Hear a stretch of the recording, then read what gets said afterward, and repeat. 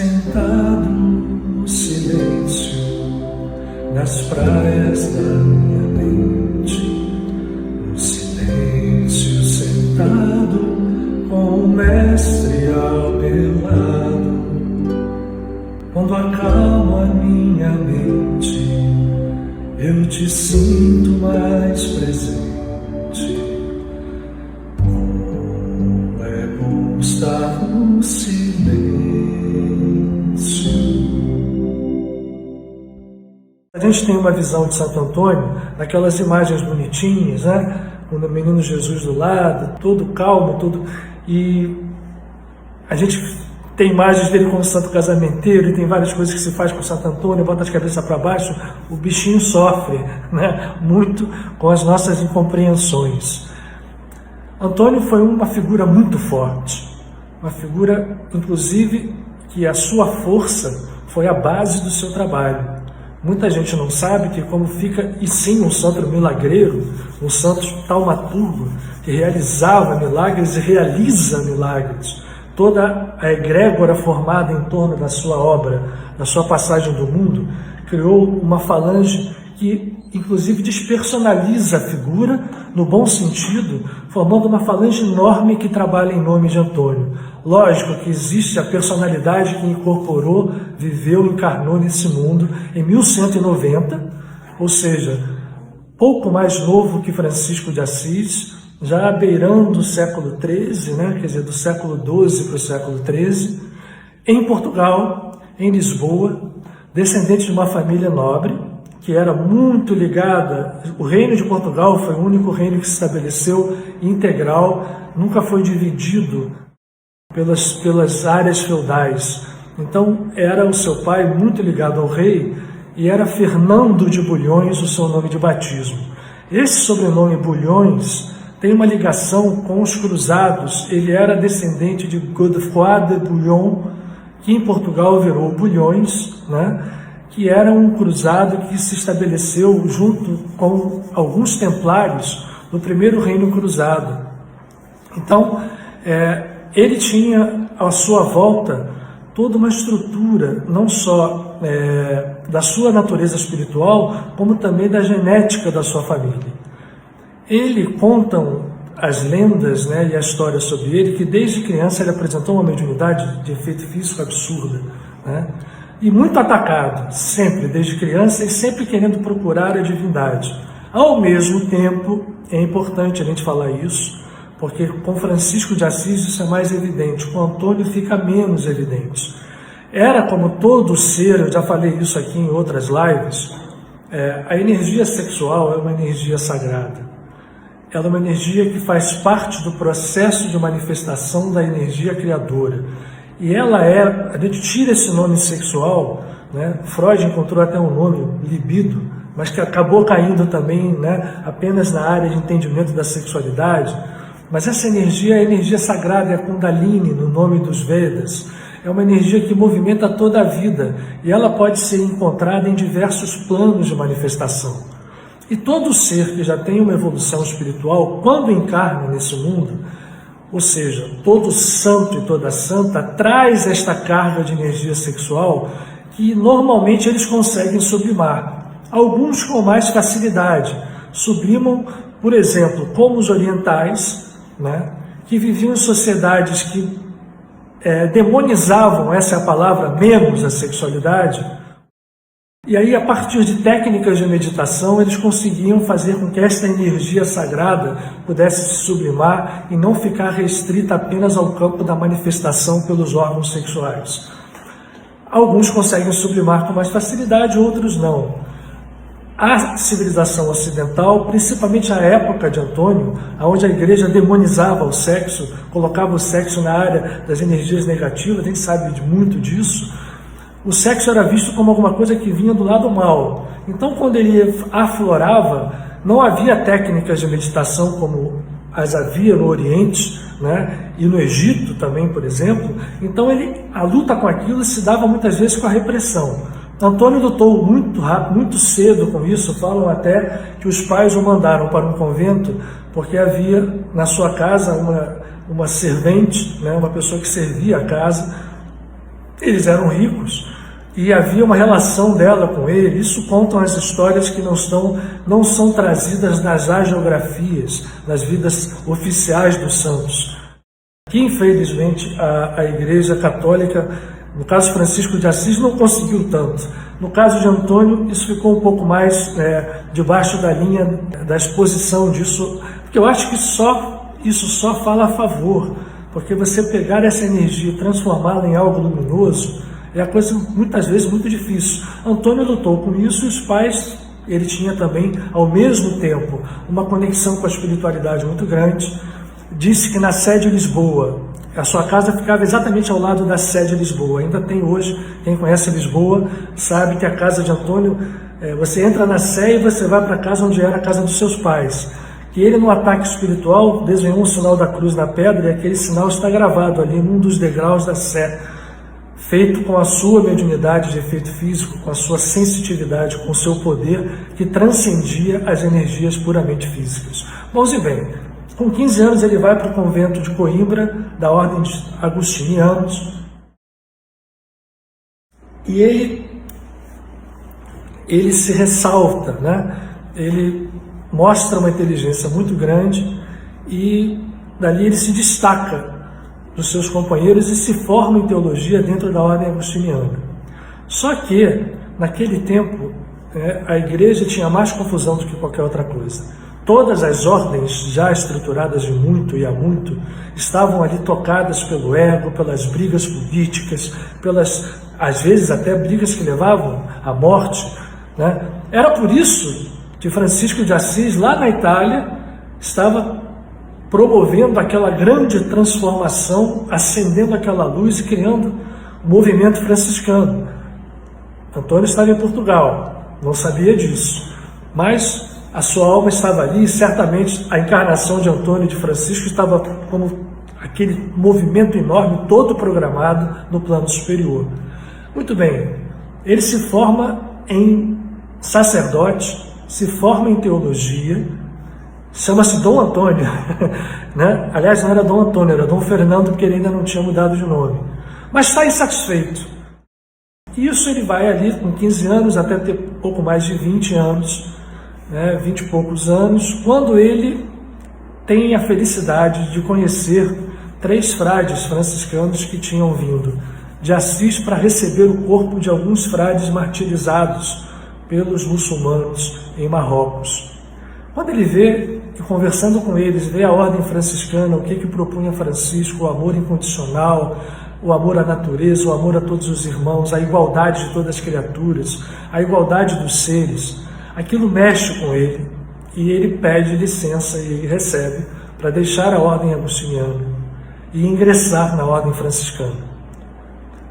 E dizem também as fontes históricas que havia ali um interesse dele em também encontrar o martírio, porque havia essa concepção dentro da Igreja Católica, também havia no mundo muçulmano, né? E até hoje ela há distorcida no mundo muçulmano, as pessoas acreditando que o martírio por si só pode levar a alguma coisa e vão lá, né, e se explodem numa bomba. Nem era isso que Muhammad quis dizer, jamais quis dizer isso. Ele sempre fala aqui a favor do entendimento de Muhammad pelo lado espiritual profundo, fora de todas as estruturas que se formaram à volta da sua vida. Fechado parênteses. Antônio quer o martírio. E ele conta, há 2 versões aí, a gente não sabe qual é a mais, mas eu acredito talvez um pouco mais, talvez mesmo até um pouco mais na segunda. Dizem que ele foi para Marrocos e contraiu malária. Ficou tão doente que os frades que estavam lá no Marrocos já fizeram com que ele voltasse. Eu não sei, eu acho mais interessante a versão que conta que ele ia para o Marrocos, ficou realmente doente na embarcação e a embarcação pegou uma tempestade horrorosa. E o mar Mediterrâneo, ele quando fica bravo para valer. E naquela época não tinha bússola, a gente navegava com as estrelas, e quando tinha tempo de tempestade, a gente não sabia para onde o barco estava indo. Esse barco, movido pelos ventos, certamente, né, da divindade, da programação divina, das estruturas que ajudam a governar a nossa vida, ele foi parar na Sicília. E com os franciscanos ele encontrou, já havia o franciscanismo já havia se espalhado, né, como uma brasa viva por toda a Europa. Né? Ele encontra franciscanos na Sicília e fica sabedor que Francisco estava proclamando um encontro de Pentecostes para reunir todos os frades, porque naquele momento a ordem crescera tanto e Francisco estava muito preocupado com a unidade dessa ordem, né? Isso criou muitos problemas. Eu vou fazer uns parênteses assim, vocês me perdoem, mas eu quero fazer a composição do cenário para que a gente vá entrando nessa vibração em conjunto, vá formando nosso pensamento para podermos conectar com essa luz que irradia sobre hoje, uma luz forte, uma luz de limpeza, uma luz de trabalho espiritual, principalmente nas mãos dos Exus, nesse dia 13 de junho, numa lua cheia, numa segunda-feira. Muito bem, Francisco se preocupava, esse é o parênteses, porque a ordem crescera muito. E aí é natural que os egos começam a fervilhar. Tinha gente da Alemanha, da Tchecoslováquia, da Espanha, da Inglaterra, gente de todo lugar se convertendo ao movimento franciscano. E como é que controlava isso? Francisco ficou muito tocado e ele viu que aquilo estava saindo do seu controle pessoal, porque ele queria uma ordem onde os irmãos se amassem, onde vivessem pelo amor incondicional. E aí ele proclama esse capítulo, chamado Capítulo das Esteiras, porque se reuniram na Porciúncula, que fica aos pés da montanha do Subásio, onde está a cidade de Assis. Dizem os dados históricos, mais de 5.000 frades. Vocês imaginem isso nessa época, 1220, no século XIII, sem nenhuma logística, sem nenhum preparo, 5.000 frades se reunirem. Eles se reuniram, né? Com a ajuda do Espírito Santo se materializando através da ajuda do povo da cidade de Assis, da cidade de Perúdia, das cidades em volta que trouxeram comida, esteiras, para que eles dormissem, e ficou conhecido como o Capítulo das Esteiras. O Antônio chega lá, como um dos 5.000. Imaginem aquele jovem português, ainda recém-saído de uma doença, tímido, né? No meio de 5.000 frades, alguns já conhecidos, alguns já expoentes da ordem, Francisco de Assis tentando levar aquela gente para um sentimento profundo de amor, de união, de humildade, né? Fazendo um movimento, ficar dentro daquele seu centro poderoso de luz. Mas Antônio fica quieto. E aí o capítulo acontece, né? Ele ali quieto, né? Um frade português, e vai se desenvolvendo. O Francisco começa a mandar pessoas, vocês então vão 2 a 2, como os apóstolos de Cristo, pregar aqui, pregar ali, vocês ficam lá na província tal. No final da história, sobram poucos frades. E Antônio está entre eles, com a sua timidez. E algum dos frades da Emília-Romanha, que era uma província, existe hoje, uma província da Itália, ao norte, né, um pouco mais ao norte de Assis, diz assim: olha, eu preciso de alguém que seja um sacerdote aqui para poder rezar as missas no eremitério de Forlì, de Montepaulo. Aí o Antônio levanta a mão: olha, eu sou padre. Ah, que bom, então vamos embora com a gente. E leva o Antônio, que não teve contato naquele momento físico com São Francisco. Imagine, 5.000 frades, todo mundo querendo falar com São Francisco, só chegavam os mais destemidos, né? Para chegar e conversar com ele, os mais próximos, e Antônio estava longe de ser isso. Era apenas um frade, apenas um sacerdote, né? Tímido, cheio de esperança dentro do seu coração, já com uma sensitividade que ele trazia de berço, mas quietinho, e foi lá para a Emília-Romanha. E o primeiro ano inteiro que ele passou lá, ele fazia apenas os serviços de ajudar a lavar os pratos, né? Ajudar no jardim, ajudar na horta e rezar a missa. Rezava a missa dentro do rito da missa, sem maiores, né, sermões, sem nada, as missas fechadas entre os próprios frades. E tinha uma característica que o diferenciava. Toda hora que ele podia, ele corria. Até hoje ainda existe. Montepaulo é em Forlì, uma cidade da Toscana, no final, entre a Toscana e a Emília-Romanha. Ele do local dos franciscanos, eles gostavam de chamar de local, né? Do locum franciscano, ele ia subir a esse monte e ficava no eremitério ali o maior tempo que ele podia. E ali ele passou todas as tentações possíveis, ali ele se entregou às meditações do seu espírito, e ele havia tomado o nome de Antônio para homenagear um santo que do primeiro tempo dos patriarcas cristãos do Oriente, chamado Santo Antão. Usa-se esse nome Antão para diferenciar, porque era Anton, que vinha de Antônio.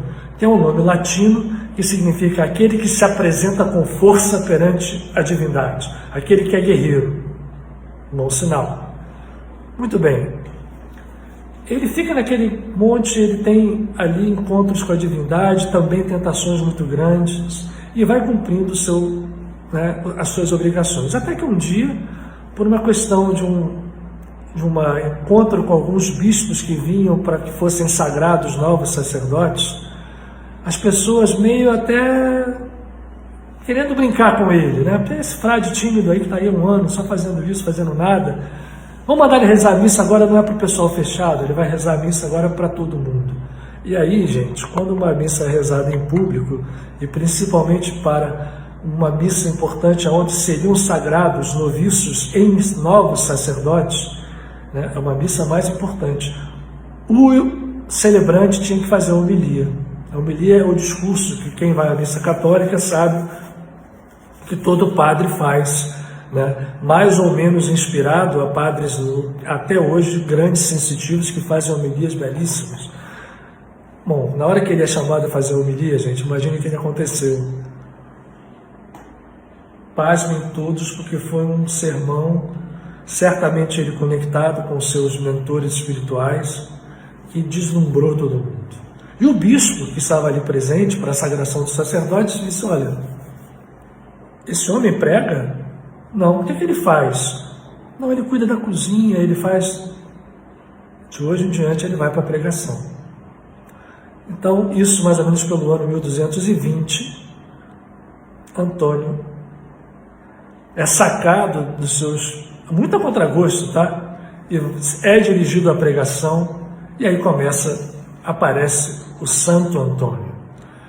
E aí, quando entrega ele a pregação, ele começa a rodar. A atuação de Antônio física foi nessa parte da Itália, em que na Emília-Romanha vai do litoral adriático, onde está a cidade de Rímini, né, e a cidade de Ravenna, passando por toda a região de Cesena, todo o norte, entrando no Vêneto, inclusive o sul da França. Ele começou incansavelmente com a tarefa de pregador a pregar, a fazer sermões que, pela força espiritual, convertiam as pessoas. Ao lado disso, ele começou a promover curas, a promover aos poucos aquilo que o povo chamava de milagres. E são muitos os milagres dele ainda em vida. Olha, aí a partir daí, a fama de Antônio explodiu, porque ele aliava o conhecimento profundo das Escrituras, ele aliava isso a uma força espiritual que ele trazia com a sua mediunidade e ao amor que ele possuía. E caracteriza a sua obra, o seu caminho no mundo como pregador, uma forte aproximação popular. Ele ia para o lado do povo sofredor e defendia o povo sofredor. Antônio muitas vezes foi visto de dedo no nariz dos poderosos, apontando a usura, usando toda a estrutura que ele dizia: olha para o que vocês estão fazendo, olha o que vocês estão buscando, o poder do mundo acaba, né? Isso é uma verdade de sempre, sempre foi. Só que as pessoas não aprendem isso, né? Hoje em dia a gente vive uma época o materialismo chegou ao ápice. É a história do joio e do trigo, né? Cresceu tudo junto. Claro que tem uma força espiritual em volta, a gente sempre fala isso, uma força espiritual que está na mão daqueles que procuram conhecer profundamente as realidades mais profundas da vida, que transcendem as estruturas materiais, né? Mas isto vai crescendo junto, e hoje nós estamos no ápice disso, né? Podem acreditar. E Antônio defendia os pobres, inclusive há um evento que havia um tirano, porque apesar a Itália não era como Portugal um reino, eram vários ducados, né, condados, e ainda estava meio dividida em estruturas feudais que naquele momento ainda eram intensas, e havia um em Pádua e nas vizinhanças de Pádua, onde ele começa a se estabelecer, por isso ele é chamado Antônio de Pádua, a contragosto dos portugueses, né, que gostam de chamá-lo de Antônio de Lisboa, mas existe uma frase que diz: Antônio é de Pádua, é de Lisboa, mas Antônio é do mundo inteiro. Ele se aproxima da vizinhança e havia lá um tirano chamado Tigelino, ou Tigelino, que era um opressor que prendia as pessoas, prendia por dívida. Se você estava devendo, você podia prender uma pessoa, prender a família dela. Antônio começa com o seu conhecimento, né? Ele era um teólogo, ele tinha uma formação profunda, além da sua espiritualidade natural, ele tinha uma formação profunda de conhecimento de leis. Então ele, com esse conhecimento, com a sua, né, eloquência, ele foi a Tigelino na cara e conseguiu fazer com que Tigelino revogasse algumas leis, né? As pessoas falam: você é maluco, você vai perto desse cara, ele vai te mandar matar como ele manda matar todo mundo. Mas havia uma força maior nisso. E ele conseguiu mudar a lei de prisão por dívida. Ele conseguiu fazer algumas mudanças pontuais, mas muito assinalantes de que havia uma necessidade que a gente entendesse como é que uma sociedade ideal deveria existir, onde não havia essa diferença, onde a usura, e os milagres dele são muitos. Tem um milagre relativo a isso, que é o milagre de um agiota que oprimia as pessoas, que Antônio foi várias vezes dizer que ele nem ligava, e esse agiota morre. E aí pedem para Antônio, né, chegam para ele que Antônio rezasse, diz: olha, eu vou rezar por ele, porque o coração dele não está no peito, está dentro do cofre. Isso é um fenômeno físico espetacular. As pessoas, não, está no cofre, fisicamente. Vocês querem ver? Podem abrir o cofre. Foram lá no cofre e estava o coração humano dentro do cofre. E aí as pessoas abriram o peito e estava vazio. Então, gente, era essa a mediunidade de efeito físico de Antônio. Tem aquela também do homem também que era incrédulo. Havia naquela época movimentos, né, chamados por heréticos na igreja, e Antônio até teve uns embates com os cátaros. Talvez seja uma coisa dele que ele talvez naquela época não tivesse percebido a grandeza do movimento cátaro, tão fiel que ele era à Igreja Católica, né, de onde ele foi formado, e principalmente dentro da estrutura agostiniana. Esse homem era incrédulo e dizia que não acreditava que a hóstia trouxesse o corpo do Cristo, independente do que a gente ache disso. E Antônio chega assim: existe. Aí ele só acredita se a minha mula ficar 3 dias sem comer, e depois eu coloco ela na frente de um feno e você traz a hóstia. Se ela se ajoelhar na hóstia e não comer o feno, eu acredito. E isso aconteceu. Na hora certa, a mula foi trazida, o feno foi posto, a mula com 3 dias sem alimentar. Antônio trouxe a hóstia consagrada e a mula veio para o lado da hóstia e se ajoelhou. Os milagres populares. Então ele se tornou um santo muito popular, que estava andando com o povo. E ele, ao mesmo tempo, macerava muito o seu corpo.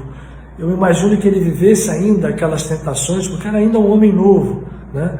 Ainda possuía, era um homem perto dos 30 anos, depois de um pouco de 30 anos de idade. Ele morreu com 40 anos, 41 anos.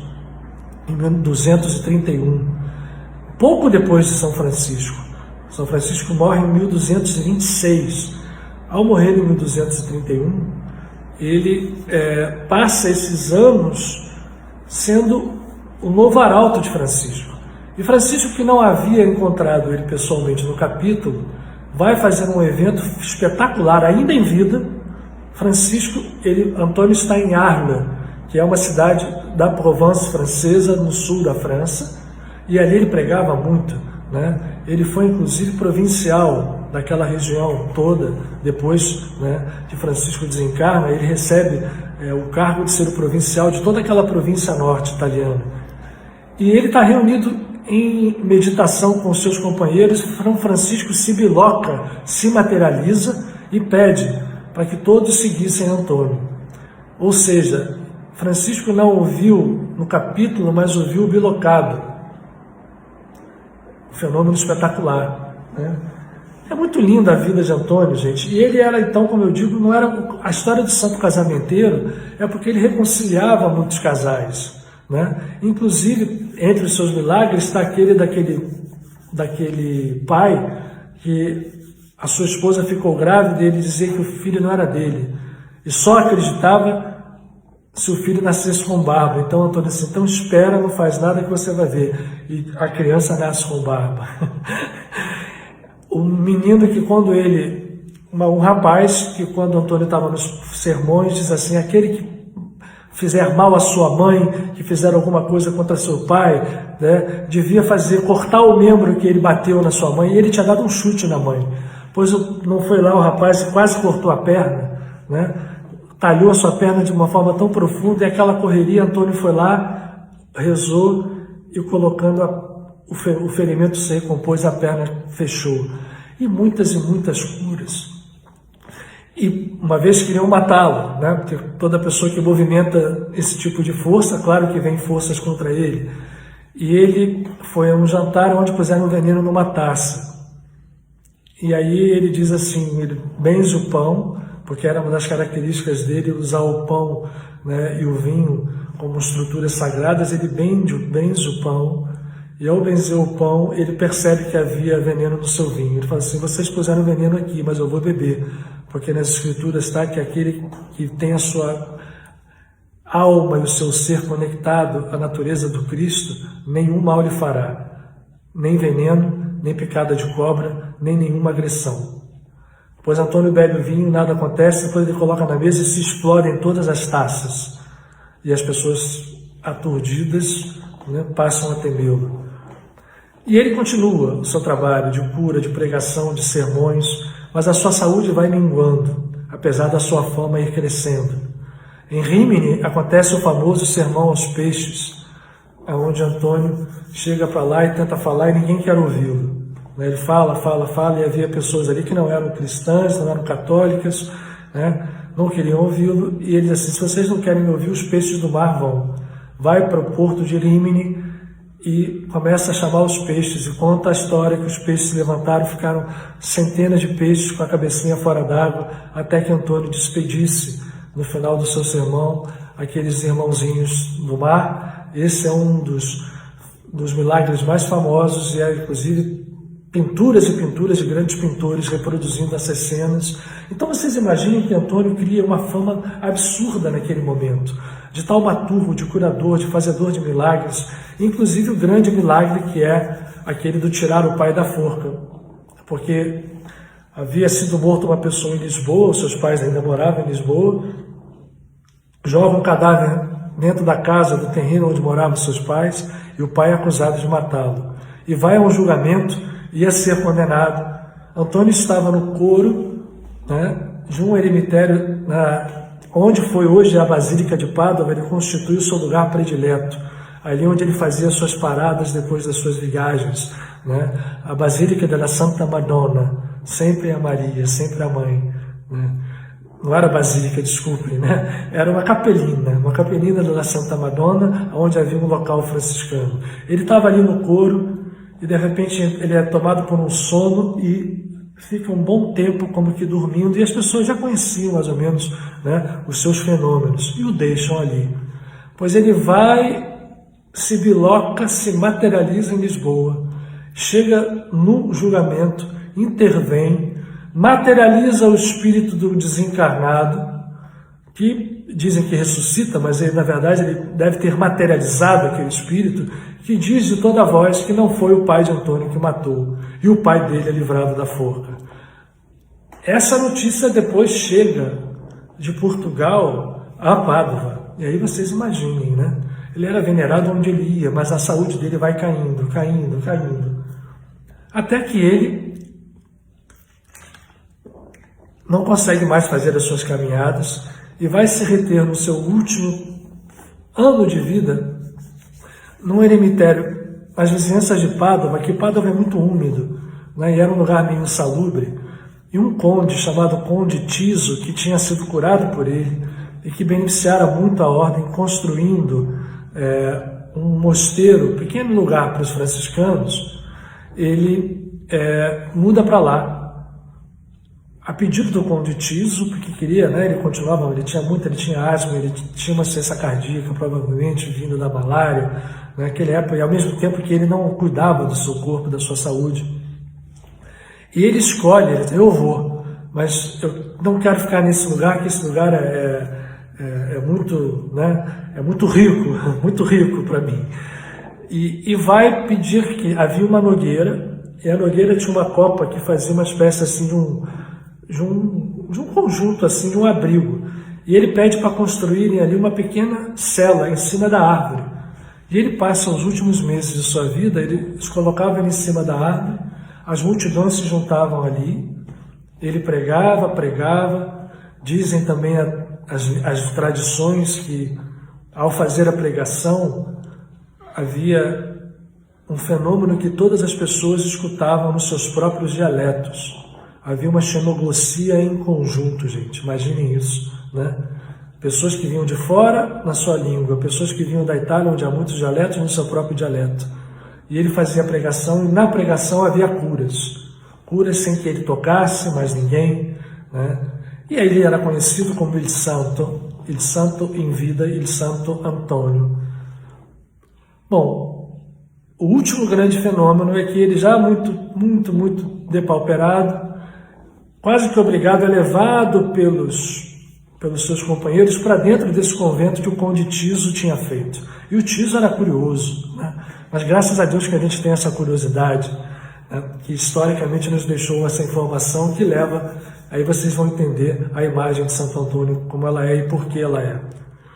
O Tiso entra sorrateiramente dentro do mosteiro, que era pequeno, porque ele tinha um palácio perto, né? Campo San Piero, é um lugar a 20 quilômetros de Pádua, e ele viu uma luz brilhando ali, ele ficou curioso de ver aquela luz. Lembrem-se que naquela época, gente, a única luz que se conhecia era fogo, então a pessoa ia pela curiosidade, porque achava que podia estar pegando fogo, mas a luz era muito diferente. Ele foi chegando e a curiosidade dele não terminou, ele foi chegando e abre o local onde estava Santo Antônio, tinha uma luz e junto dele materializado um menino. E aí ele fica olhando aquilo, e o Antônio, quando aquela luz aparece, fala assim, você estava e você viu? Ele falou, vi. Não conte a ninguém até que eu morra. E ele realmente, isso ele cumpriu. Ele só contou essa história depois. Então, quando a gente vê a imagem de Antônio como um menino, relembrando esse evento que foi o seu último grande manifestação, porque dali ele começou cada vez mais fraquinho, cada vez mais fraco. E ao sentir que ele estava para partir do mundo, ele pede aos seus companheiros e seus amigos que o levem a Pádua, porque ele amava muito aquela Capellina della Santa Madonnina.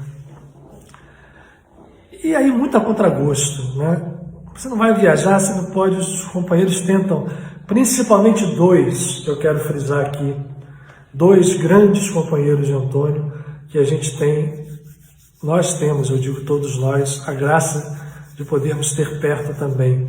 Eram os seus dois mais fiéis companheiros, Frei Rogério em português, e Frei Luca Beludi e Frei Ruggiero. Frei Ruggiero depois se reencarna como nosso amado Frei Luís. Frei Luca é um espírito que se apresentou muitos anos através da mediunidade da minha avó e que viveu no século retrasado, no final dos anos 1800, em Niterói, chamado Caboclo Higino. E sempre falando de Antônio, eram os dois companheiros fiéis. E aí resolvem levá-lo. Ele insiste, ele era poderoso, né? Vejam que Antônio era um guerreiro, era um batalhador. E ele, poderoso, então, pede que eles vão, vocês têm que me levar para Pádua que eu vou desencarnar lá. A demora foi, era verão na Itália, essa época na Itália é muito quente. E o Vêneto, onde está Pádua, né, o território do Vêneto, é quente, é úmido. E Antônio é posto num carro de boi, imagine. E esse carro de boi vai levando ele pela estrada, ele passando mal e muito mal, até que, em 12 de junho, eles resolvem parar entre Pádua e San Piero, Campo San Piero. Havia um convento de Clarissas, num localzinho chamado Arcella. E eles param ali à noite, falam assim, não dá para te levar assim, Antônio, você tem que ficar aqui até você melhorar. Vai melhorar. E colocam ele, as Clarissas o guardam, procuram cuidar dele, mas ele começa realmente a mostrar que vai deixar o planeta. E pede para fazer um salmo. O Salmo 51, também Francisco pediu que esse salmo pudesse ser feito, né? É um salmo de arrependimento. A característica dos grandes santos são que eles nunca se acham santos. Eles sempre procuram, às vezes até em excesso, né? Uma humildade que às vezes pode até passar do fio. Mas é melhor assim, essa humildade que passa do fio, do que um orgulho que se manifesta uma vaidade em qualquer nível. Essa é a nossa grande atenção, né? Porque a tendência humana é a gente ir para o outro lado, né? Para o lado do orgulho e da vaidade. O ego adora nos puxar para esse lado. Então é um trabalho do dia a dia. Naquela época eles faziam mortificações para isso. Hoje a gente pode fazer meditações, mergulhos interiores, mergulhos profundos para nos autoconhecermos, olharmos realmente as nossas falhas, olharmos as distorções do nosso ego e com humildade corrigi-las. Hoje nós temos à mão ferramentas poderosíssimas para fazer tal. Que, aliás, é isso que eu pretendo fazer quando a Casa Nova voltar, é que nós todos possamos reviver, compartilhar essas ferramentas para, fazendo esse trabalho interno, o nosso ego ir se harmonizando, não é destruir o ego, se harmonizando com o eu profundo, a humildade ser verdadeira, o amor ser profundo, e a gente poder fazer uma obra que realmente espelhe essa luz profunda que nós vamos captando, recebendo e entregando às pessoas que nos procuram. Mas naquela época eles não tinham essas ferramentas, principalmente dentro da Igreja Católica.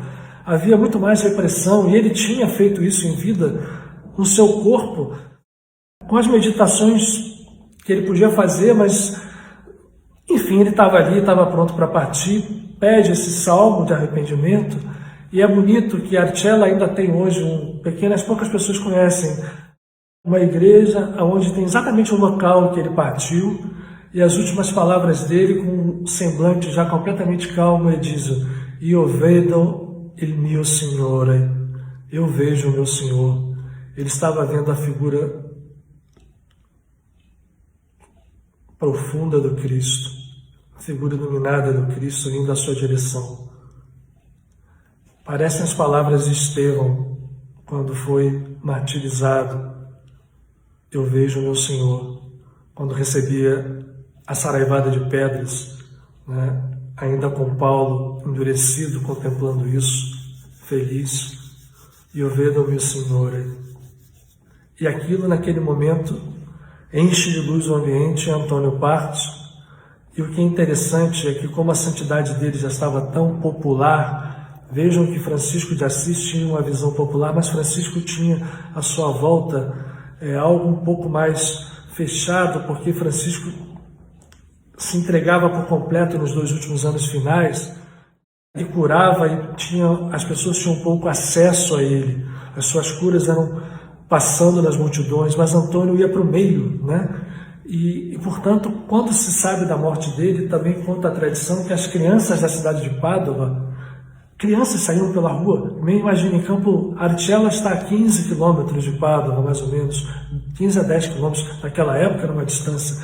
Como é que pode? Mas as crianças tiveram intuição e conta a tradição que elas saíram. "É morto il santo é morto, Antônio il santo é morto".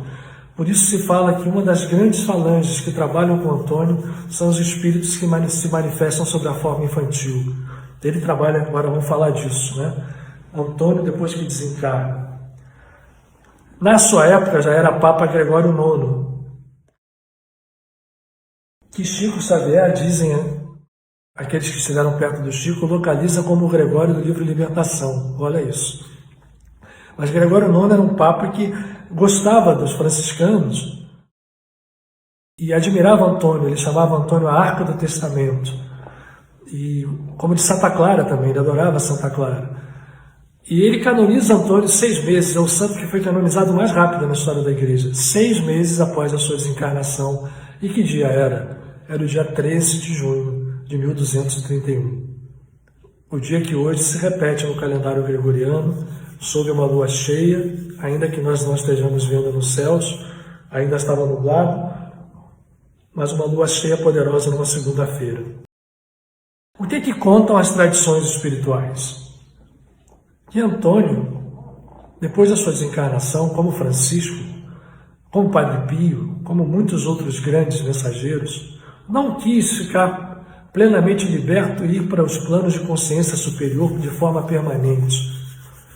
Claro que ele vai lá porque a consciência dele está lá, como a de Francisco, mas eles vêm para cá trabalhar e trabalham com falanges poderosíssimas.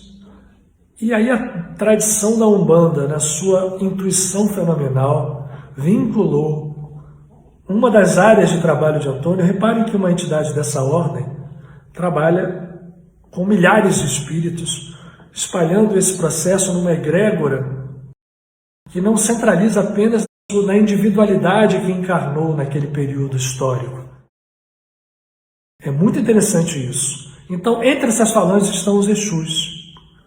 E a gente vai falar um pouquinho de Exus aqui para entendermos o que são esses espíritos, os mensageiros.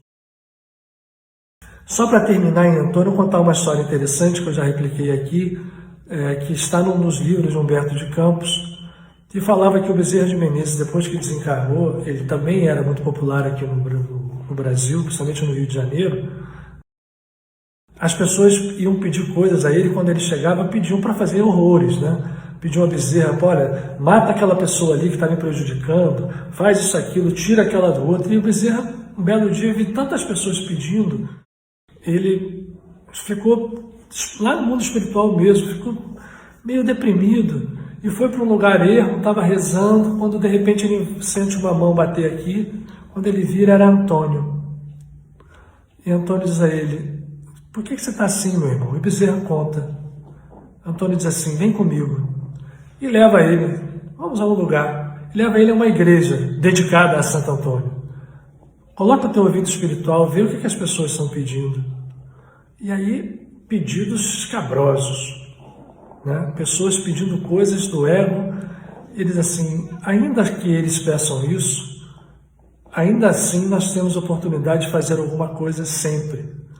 Não fique preocupado de se pedir essas coisas a você, entrega tudo a Deus. E aí eu vou contar uma experiência pessoal minha. Agradecendo sempre, né, ao que me foi permitido fazer em vida, ainda na minha adolescência. Eu com 15 anos fiz uma viagem, né, na época, premido por várias dúvidas espirituais e por lutas de toda sorte. Eu já contei um pouco isso para vocês aqui. Meu pai me proporcionou uma viagem à Europa de ônibus, mochilando, e eu fui a Pádua. Eu fui a Pádua e Assis nessa viagem. Em Pádua, na Basílica, eu vi as pessoas colocando as mãos no túmulo, pedindo, e aquilo me deu mão no túmulo, né? A pessoa ali não tem mais nada, só tem osso. O que a pessoa vai pedir ali? Isso é uma pequenez espiritual, eu com essa cabeça. Quando eu volto, eu falei para vocês do Caboclo Egino, né? E o Caboclo Egino foi o meu guru, ele lutou e me preservou na minha adolescência dos meus descaminhos àquela época. E eu conversando com ele assim, pois é, eu fui lá em Pádua, inclusive encontrei, porque ele contava da vida dele, que ele tinha um Santo Antônio com uma gavetinha, que as pessoas colocavam dinheiro ali, ele dava para os pobres, mas quando ele estava muito necessitado, o Caboclo Egino, não conseguia dinheiro, ele vendia bananas na feira e tudo, ele dizia, Antônio, eu vou pegar emprestado esse dinheiro aqui. E eu encontrei uma imagem de gavetinha lá, mas voltei com essa história, mas não falei nada para ele. E um dia ele, incorporado na minha voz, chega e diz assim, vem cá, você no túmulo de Antônio, você ficou desgostado de ver aquilo, mas olha uma coisa, meu filho, aquilo é a fé das pessoas. A fé, ela se apresenta de diversas formas. Quem somos nós para criticar a fé de uma pessoa que acredita que colocando a mão ali ela vai estar recebendo? Ela vai estar recebendo. Porque no momento que ela se conecta de alguma forma, a conexão se dá. O pai jamais nega a um filho ou uma filha, e a mãe também, nada do que ela peça de coração. Aquilo marcou muito, e eu aprendi a lição. Acho que sim, e foi uma coisa para mim muito singular, entender que essa fé, mesmo de uma forma simples ou quase simplória, não era simplória coisa nenhuma. Era um movimento de conexão. E eu fui aprendendo isso ao longo da caminhada e eu hoje compartilho essa história com vocês. Os Exus são muito mal compreendidos, como a Umbanda foi, né? A gente sempre fala aqui que a Umbanda aparece no início do século XX para poder dar uma ajustada no caminho que o Espiritismo estava tomando, ortodoxo, até porque foi forçado um pouco a isso, mas se deixaram levar por uma erudição. Para ser espírita você tinha que ser formado, para mostrar para todo mundo que você não era um feiticeiro, não era um maluco. As pessoas, para se tornarem espíritas, tinham que ter currículo. A Umbanda veio para acabar com isso, para trazer tradições profundas. A beleza da Umbanda, se a gente olha a Umbanda no seu esoterismo, ela tem uma ligação profunda com tradições que remontam à unidade de onde todas as tradições espirituais vêm. A gente reconhece na Umbanda tradições que vêm da Índia, tradições que vêm do Egito, tradições que vêm da América pré-colombiana, que vêm aqui da nossa terra, Brasília, os nossos indígenas, da África, claro. Então, a Umbanda traz isso. E o Exu, na verdade, a gente tem que vincular o Exu da Umbanda. Vamos lá para as tradições mais profundas do Egito, de onde surge uma figura que muito, mas muito enigmática, ganhou o nome de Hermes Trismegisto. Esse nome já é uma corruptela grega, porque a figura é colocada no Egito muito antes, né? 2000, a data dele é uma pessoa que a gente não sabe se viveu 2000, 2900, 1900 anos antes de Cristo. Mas falam que esse Hermes Trismegisto, 3 vezes mago ou 3 vezes sábio, foi aquele que fez uma conjunção de toda a sabedoria do Egito antes dele, como um legado para as civilizações que iam seguir, como a civilização grega, como Platão, como a civilização muçulmana. Ele é o pai da alquimia. Hermes leva a palavra hermético, fechado, dos ensinamentos do... Mas por que eu estou falando de Hermes e Exu? Porque os gregos, quando recebem o corpus hermético e a tábua de esmeralda, né? Não o Caibalion, né? O Caibalion vai ser escrito no século XX, tá? Em 1908. Mas é interessante, porque o Caibalion sintetiza os conhecimentos das 7 leis principais, né, do corpus hermético, que gerou toda a estrutura da alquimia, seja ela muçulmana, seja ela judaica, seja ela cristã, mostrando que tudo é uma coisa só, como a gente trabalha aqui na Casa de Padre Pio, para que as pessoas entendam isso, né? Que não tem separação, que se a gente tem uma afinidade com uma estrutura, não significa que eu repudie a outra, que eu não olhe para a outra com um olhar de amor, que eu não olhe com um olhar de compreensão. E é isso. Hermes é um nome que depois, porque quando esse espírito desencarna, os egípcios deificam ele com o nome de Thoth, como está lá o Maico colocado, né? O Thoth com aquela cara de Ibis, ou o Thoth como o macaco que fica ali em cima, aquele cimo, tem várias posições, que era aquele que gerenciava toda a comunicação, toda a mensagem entre o mundo físico e o mundo espiritual. Pois Thoth, né, vai, quando chega na Grécia, receber o nome Hermes Thoth, e surge a mitologia do deus Mercúrio, nome romano, ou Hermes, nome grego, que é aquele que tem asas nos pés e que recebe na sua imagem, no seu simbolismo, o caduceu, aquele símbolo das 2 cobras enroladas com as 2 asas e com o globo embaixo, mostrando a ligação da terra e do céu. Esse mensageiro é que, na tradição das estruturas que surgiram espirituais, das tradições espirituais africanas, recebe o nome de Exu. Exu é o mensageiro, portanto, é o simbolismo do próprio Hermes, e leva ao Hermes Thoth. A gente que tem contato com os espíritos de Exus, aqueles que são Exus mesmo, que vêm em médiuns sérios, né, vê a sabedoria desses espíritos. E eles trabalham como mensageiro. O mensageiro não é só levar a mensagem como um correio. É um mensageiro que traz mensagens vibratórias, que traz mensagens kármicas. Tanto para karma ser cumprido, e vejam bem, como para karma ser transformado. Porque um Exu, ele é um mensageiro que faz a ligação do céu e da terra, e isto traz a lei kármica, enquanto nós estivermos sob ela, né? Porque a gente sabe aqui que a gente pode transcender ao karma. Existem modos da mente mergulhada, a gente fazer trabalhos internos, que o karma passa a deixar de ser preponderante, e a gente transcende ao karma. O Exu traz tanto a mensagem de lá para cá, como daqui para lá. Lembra a escada de Jacó? Aqueles anjos que sobem, levando para a escada acima a nossa consciência, são os Exus. Porque essa história da gente achar que porque trabalha desfazendo carga e magia, que é menor, e o espírito é menos evoluído, isso é uma falácia.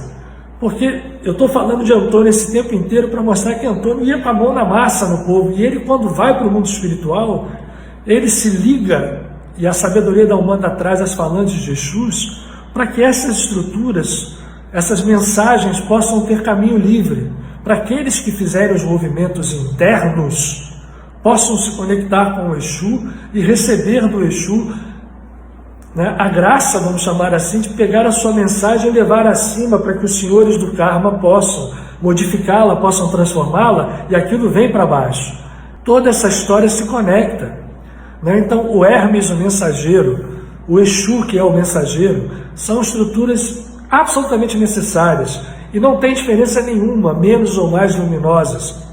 Até porque eu escolhi falar para vocês que isso tudo vem daquele ser que foi chamado Hermes Trismegisto, depois que os gregos entraram, mas que Thoth para os egípcios, né?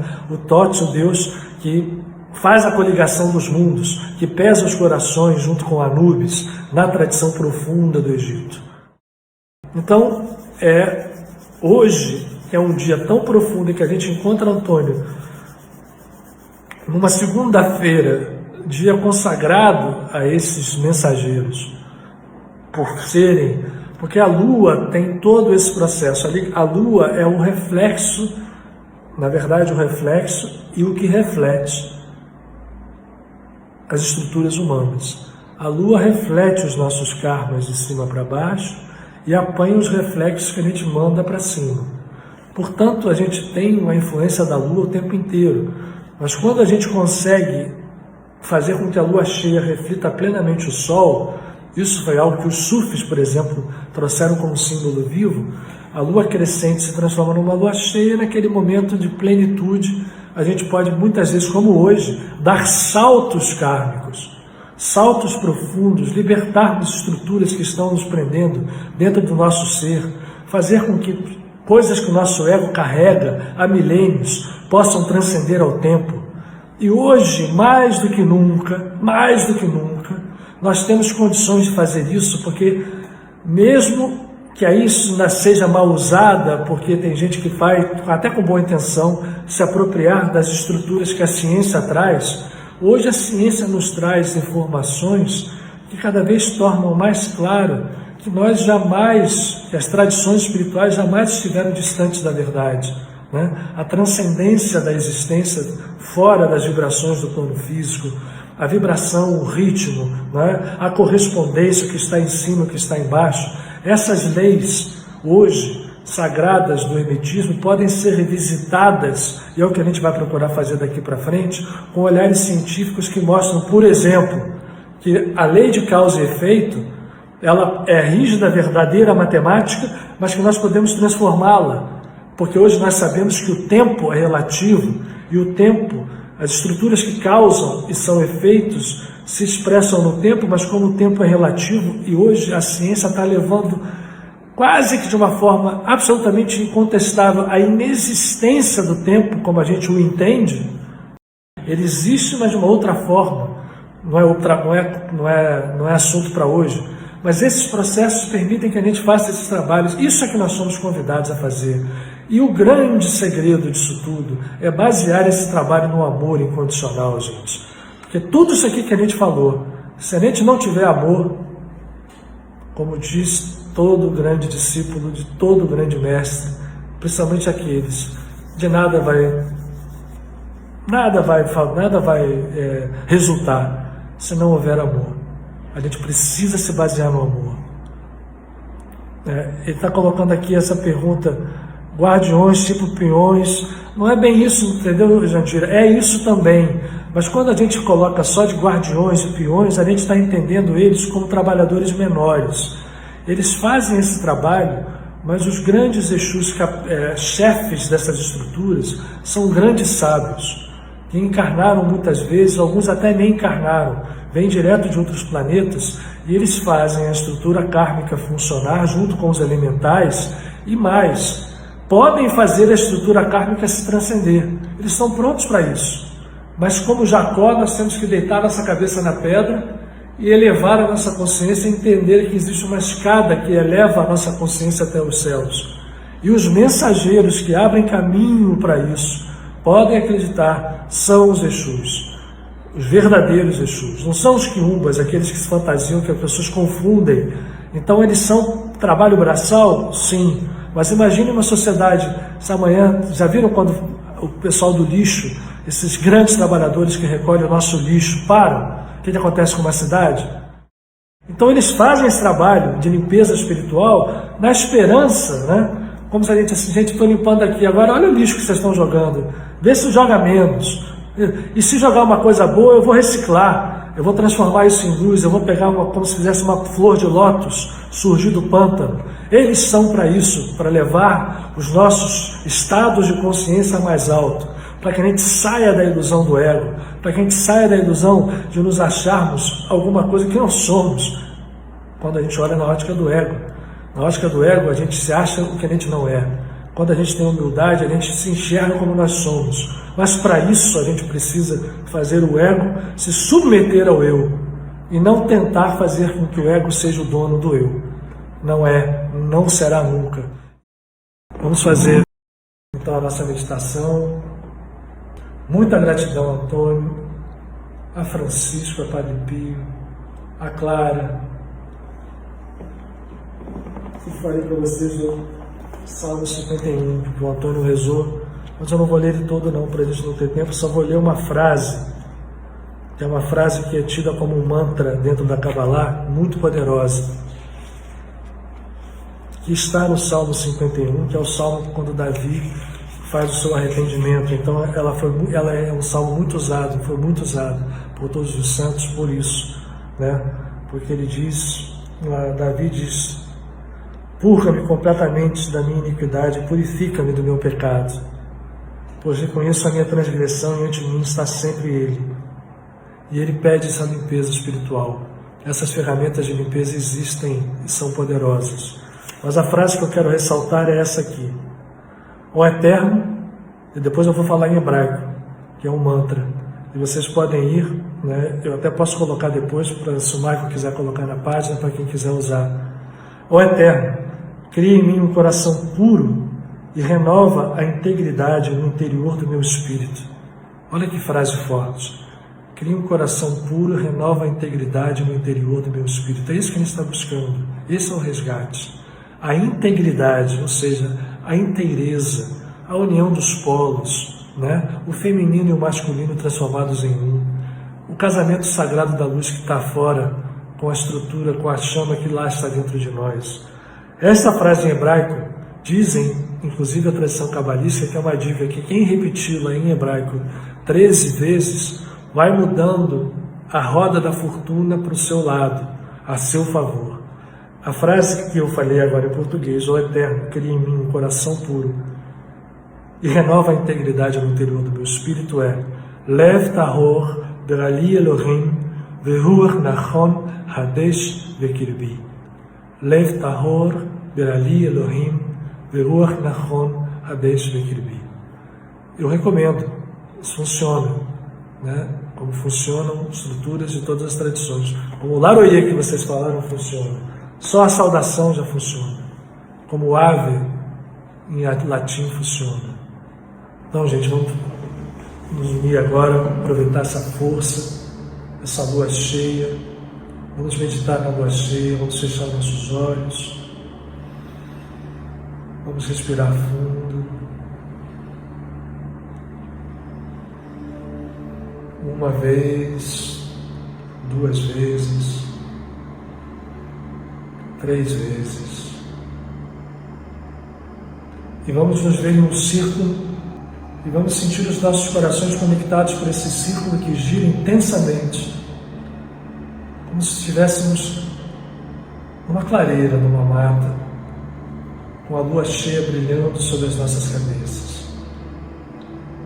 E a gente contempla essa lua e vê os seus raios transmutados pela maternidade lunar, vindos do sol, caindo sobre nós.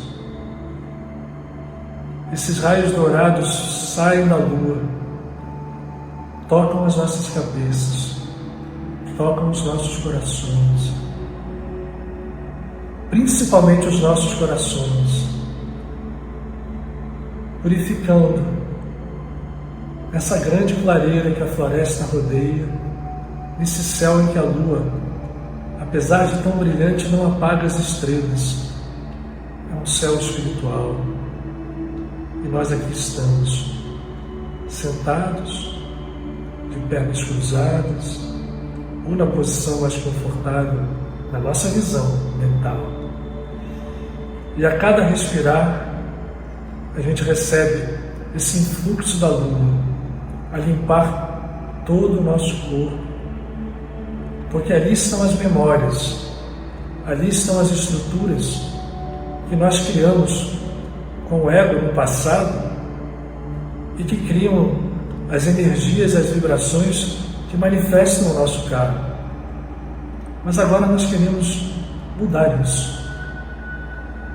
Nós queremos mudar.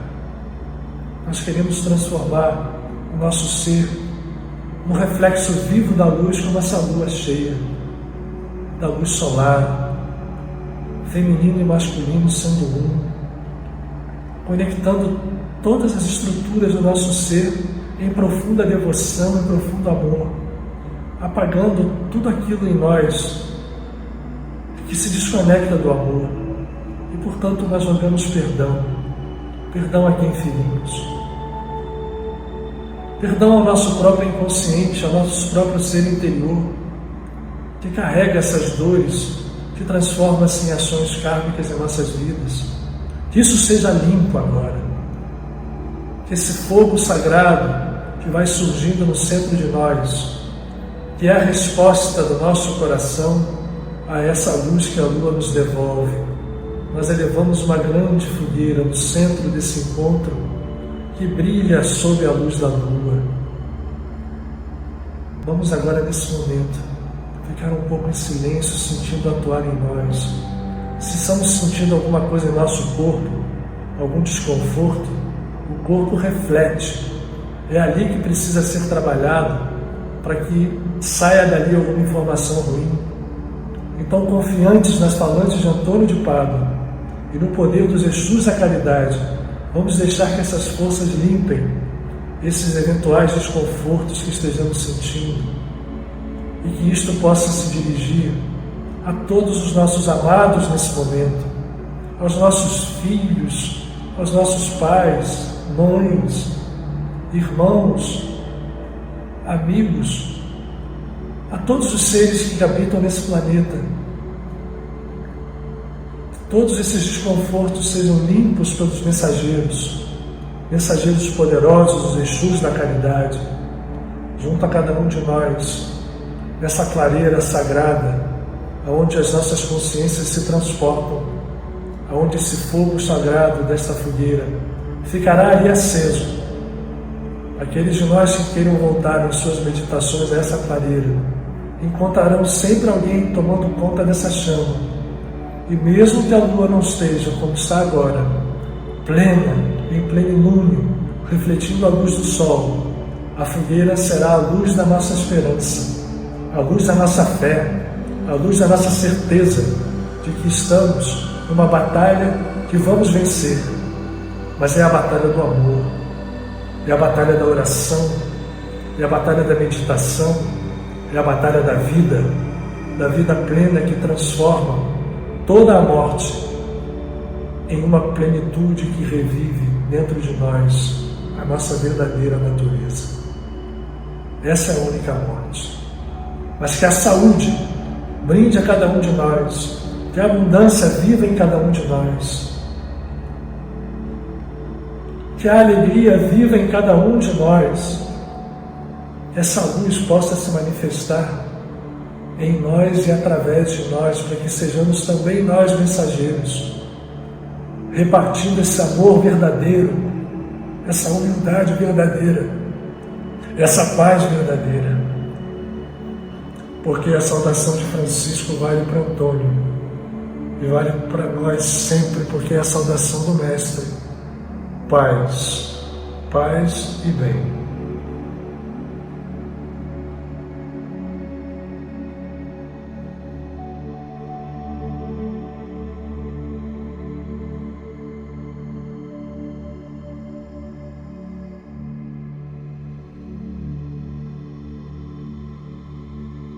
Que a força dessa oração se manifeste, se realize em nossas vidas e nas vidas daqueles que amamos, nos protegendo, nos iluminamos, e no mundo inteiro, no nosso país, que tanto precisa.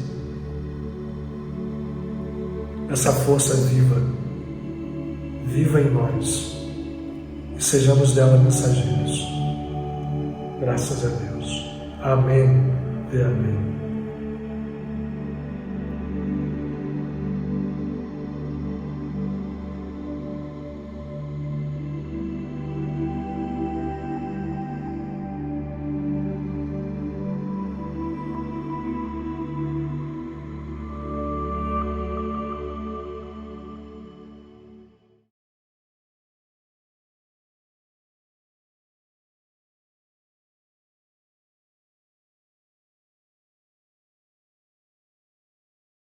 Lev tahor berali Elohim veruach nachon hadesh bekirbi.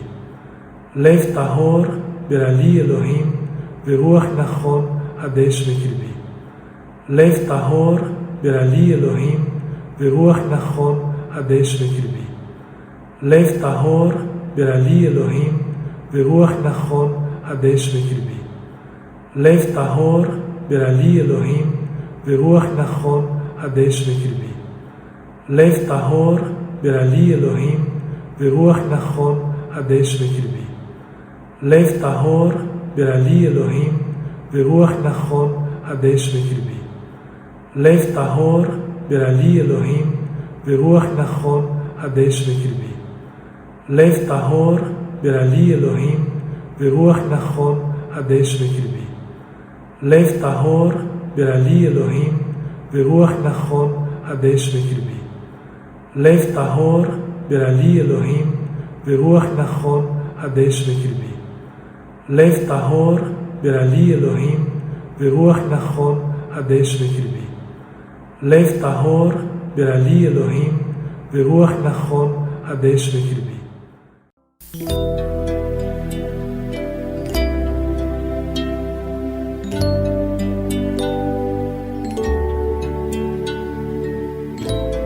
nachon hadesh bekirbi. Lev tahor berali Elohim veruach nachon hadesh bekirbi. Ó Eterno, cria em mim coração puro e renova dentro de mim espírito firme. Altas liheni milefanecha Adonai veruach kadshecha al tikach mimeni. Não me afastes da tua presença, nem retires de mim o teu Santo Espírito. Hashiva ali, Sasson e Shechá. Sustenta-me com tua compaixão. Lev tahor berali Elohim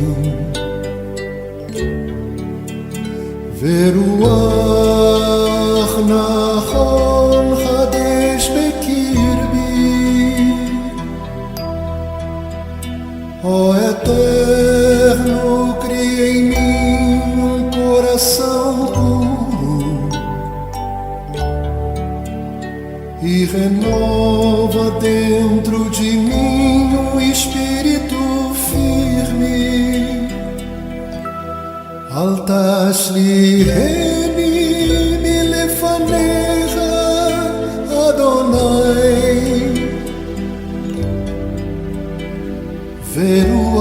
shechaltikach mimeni. Não me afastes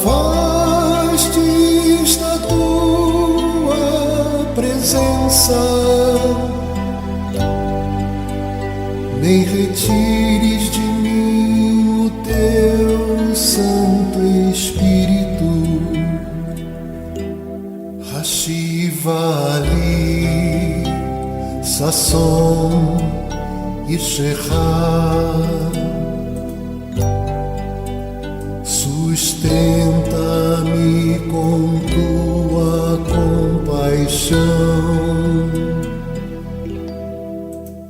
Leftachor bechali Elohim, veruach nachon chadesh bekirbi.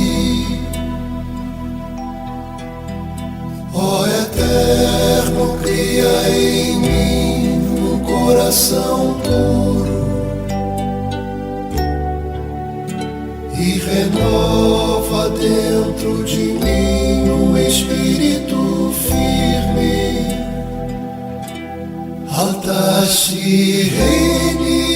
milefanecha Adonai, veruach kadshecha altikach mimeni. Não me afastes da tua presença, nem retires de mim o teu Santo Espírito. Hashivali Sasson Ishecha, sustenta-me com tua compaixão. Leftachor bechali Elohim, veruach nachon chadesh bekirbi. Ó Eterno, cria em mim um coração puro e renova dentro de mim um espírito firme. Altashireni milefanecha Adonai, veruach kadshecha altikach mimeni. Não me afastes da tua presença, nem retires de mim o teu Santo Espírito. Hashivali Sasson Ishecha, sustenta-me com tua compaixão.